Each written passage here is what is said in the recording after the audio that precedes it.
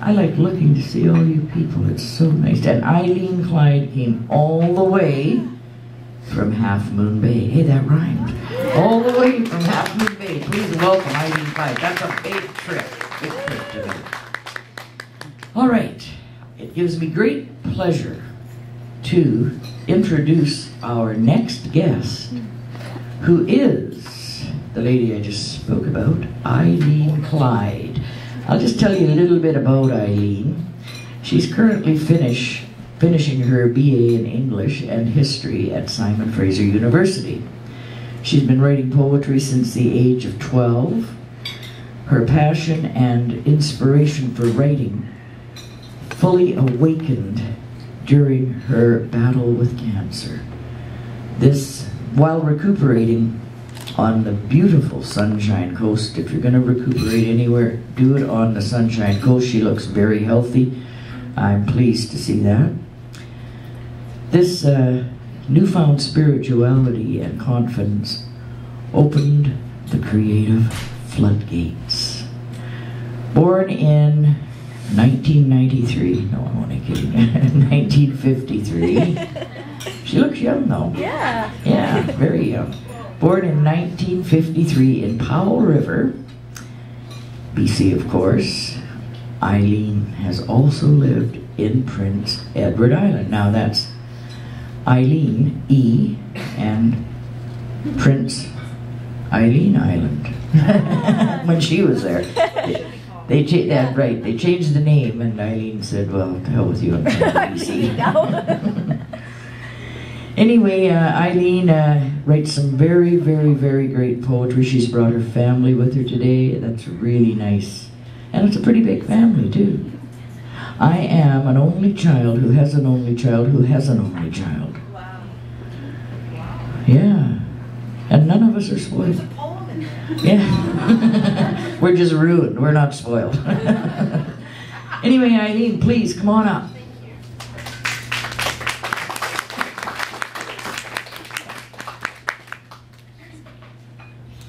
Good afternoon, everybody, and thank you so much for coming.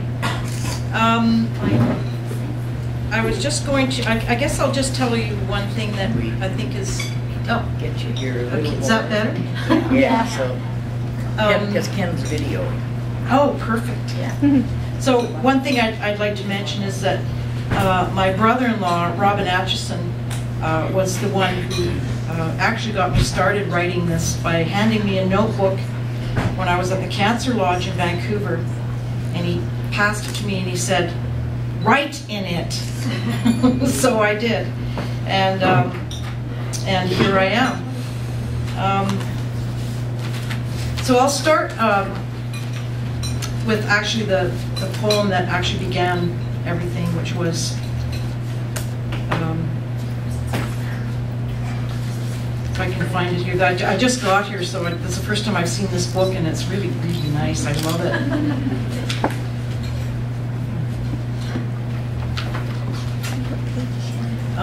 This was when I first heard, my husband and I first found out in 2010 when I got colon cancer, and this is describing how we felt. It's called The News.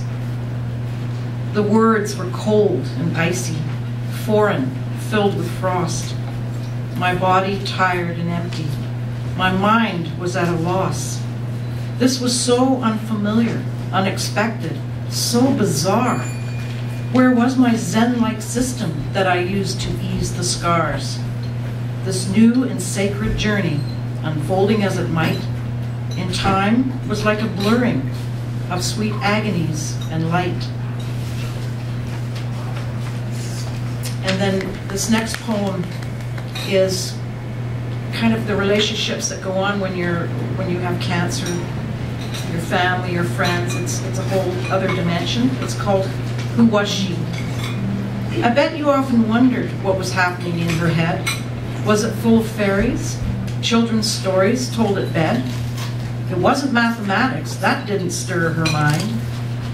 You thought she was dramatic, but you were flying blind. Were there horrors in her childhood?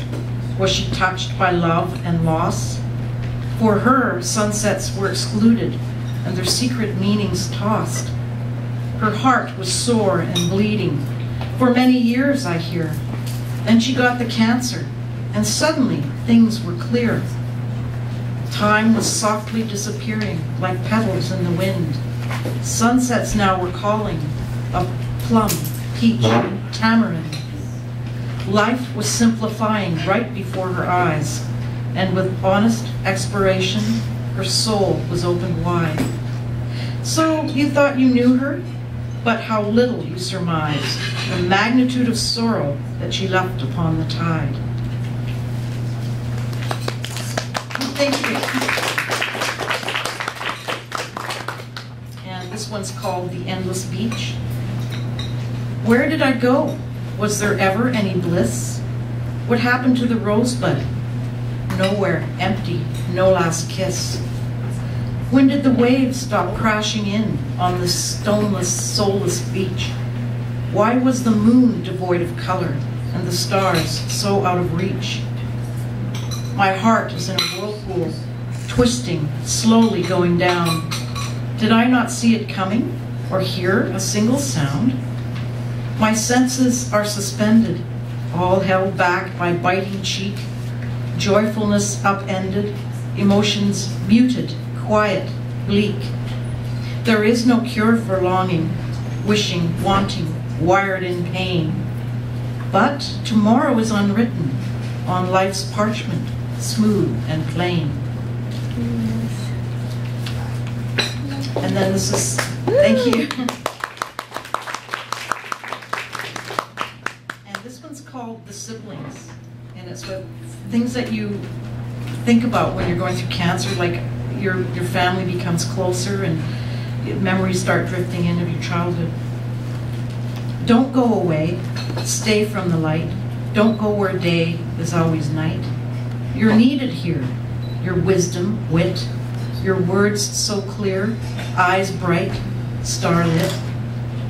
Remember, names and games, forever rhymes, chalky sidewalks, knee-scraped climbs, secrets told on a rocky ledge where tall trees creaked over our heads.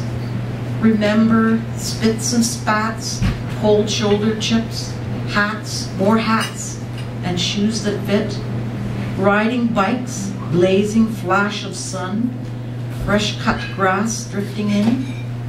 Remember swings and tents, air mattress pumps, beaches, wood smoke, sand dune jumps, picnic tables, mosquitoes, ants, strange little beetles, and prickly plants. We just need one more spring, one summer, one fall, remembering